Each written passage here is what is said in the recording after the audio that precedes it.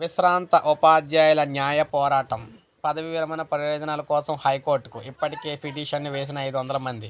అదే బాటలో ఇతర శాఖల ఉద్యోగులు. నెలలు గడుస్తున్నా అందకపోవడంతోనే.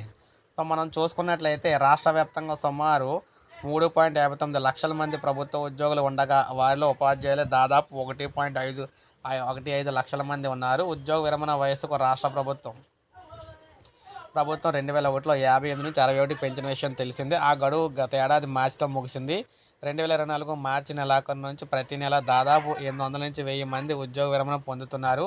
వారిలో సగటున 350 నుంచి 400 మంది ఉపాధ్యాయులే. గత 11 నెలల కాలంలో సుమారు 8,000 మంది ఉద్యోగ విరమణ పొందగా వారిలో 4,000 మంది ఇంకా ఉపాధ్యాయులు ఉన్నట్లు సమాచారం. ప్రభుత్వం నుంచి రావాల్సిన రిటైర్మెంట్ బెనిఫిట్స్ అందక వారు ఇబ్బందులు పడుతూ ఉన్నారు. దీనికి పరిష్కారంగా న్యాయస్థానం మెట్లెక్కుతూ ఉన్నారు. గత డిసెంబర్ నుంచి ఇప్పటి వరకు దాదాపు 500 మంది విశ్రాంత ఉద్యోగులు, ఉపాధ్యాయులు న్యాయస్థానం ఆశ్రమించినట్లు తెలుస్తుంది. ఇతర శాఖల ఉద్యోగులు కూడా అదే బాట అయితే పడుతూ ఉన్నారన్నమాట.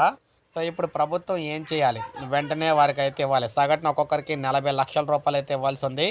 ఉద్యోగ విరమణ పొందిన ఉద్యోగులకు గ్రాడ్యుయేటీతో పాటు general provident fund, group insurance, commutation, surrender లీవులు తదితరుల సొమ్ము ఏకమొత్తంలో చెల్లించాల్సి ఉంటుంది. ఉద్యోగుల స్థాయిని బట్టి 40 లక్షల నుంచి 70 లక్షల వరకు చేతికి అందుతాయి.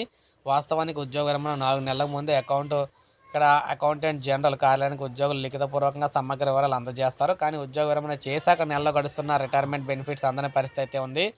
గత ఏడాది మార్చి నుంచి ఉద్యోగ విరమణ పొందిన ఉపాధ్యాయులకు చెల్లింపులకి కనీసం 1,500 కోట్ల అవసరమవుతున్న అంచనా అయితే వేస్తూ ఉన్నారన్నమాట.